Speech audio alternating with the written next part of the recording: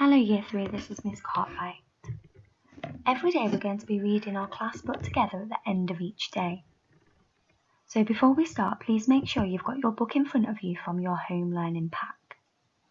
Now have a good look at the front cover of Charlotte's Web. Can you make a prediction about what you think this book is going to be about?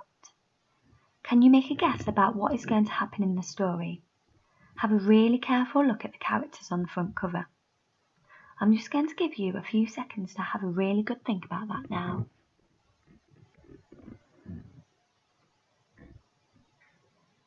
Okay, let's start reading our book then. So please can you turn to page 1, chapter 1, Before Breakfast.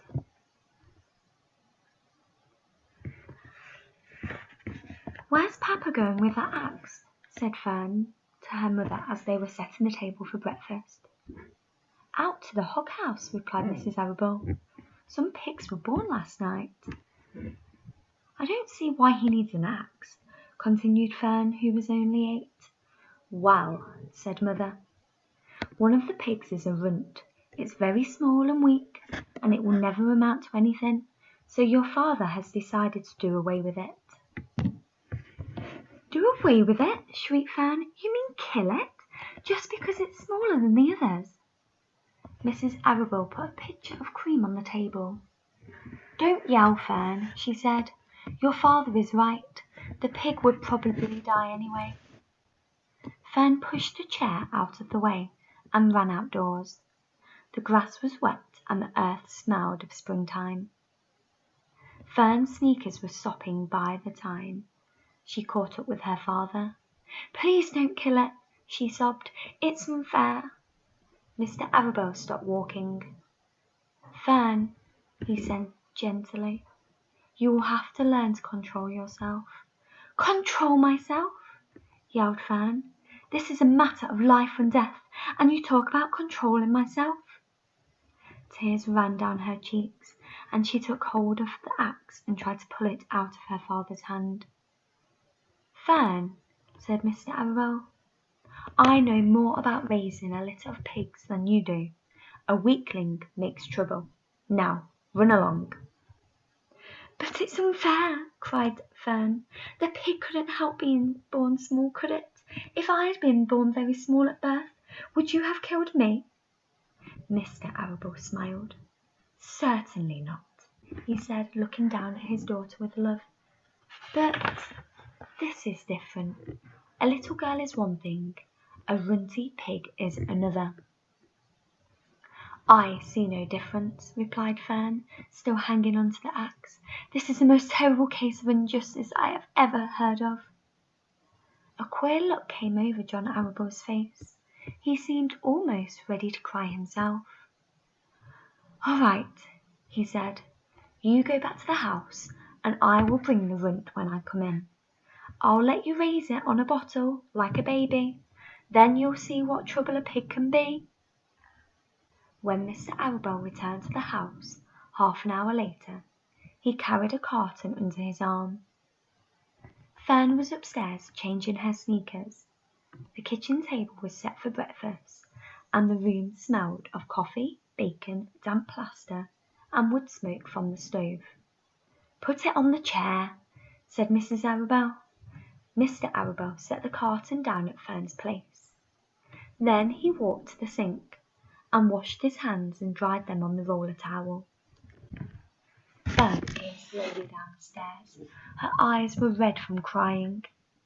As she approached the chair, the carton wobbled, and there was a scratching noise. Fern looked at her father. Then she lifted the lid of the carton. There inside, looking up at her, was the newborn pig. It was a white one. The morning light shone through its ears, turning them pink. "He's yours," said Mr. Arable, "saved from an untimely death, and may the good Lord forgive me for this foolishness." Fern couldn't take her eyes off the tiny pig. "Oh," she whispered, "oh, look at him. He's absolutely perfect." She closed the carton carefully. First she kissed her father, then she kissed her mother. Then she opened the lid again, lifted the pig out, and held it against her cheek. At this moment, her brother Avery came into the room.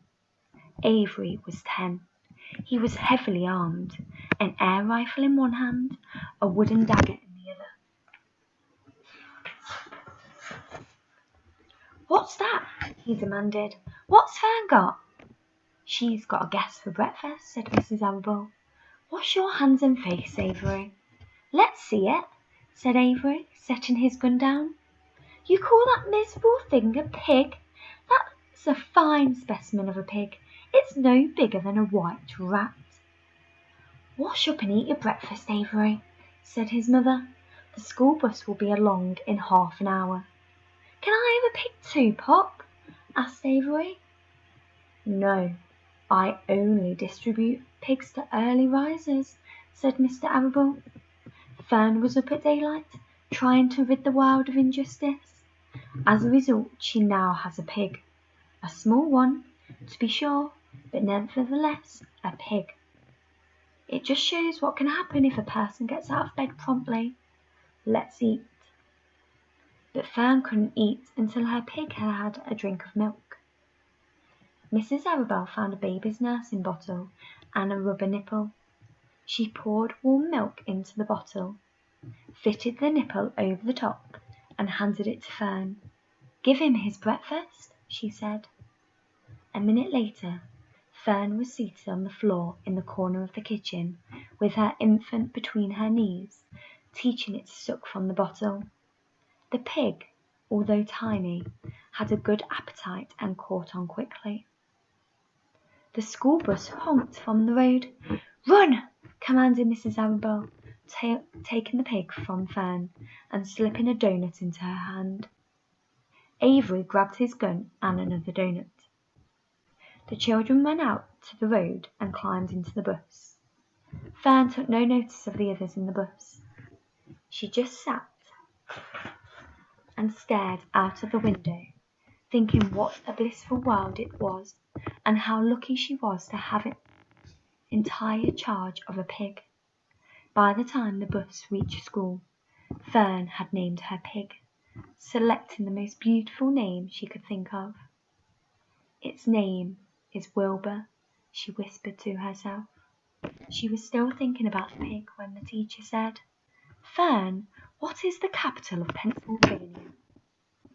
"Wilbur," replied Fern dreamily. The pupils giggled. Fern blushed. Okay, now I want you to have a look at these questions from chapter 1. Number 1. What does runt mean? You can write this down or you can just have a think to yourself. Number 2. Why was Mr. Arable carrying an axe? Number 3. What kind of person do you think Fern is? Number 4. What does Avery compare the piglet to when he first sees it? And number 5. What does Fern name the pig? Okay, once you have completed those, we're going to have a look at the answers on the next slide.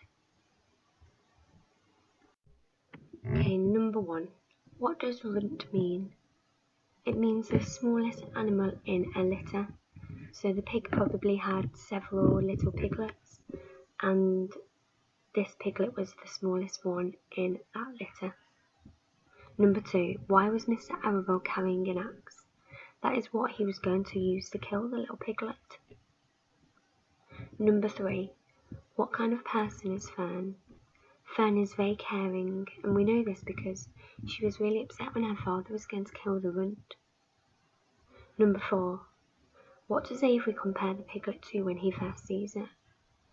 He says it's no bigger than a white rat. And then finally the last question, number 5. What does Fern name the pig? She names the pig Wilbur. Okay, so we're going to carry on with chapter 2 tomorrow then.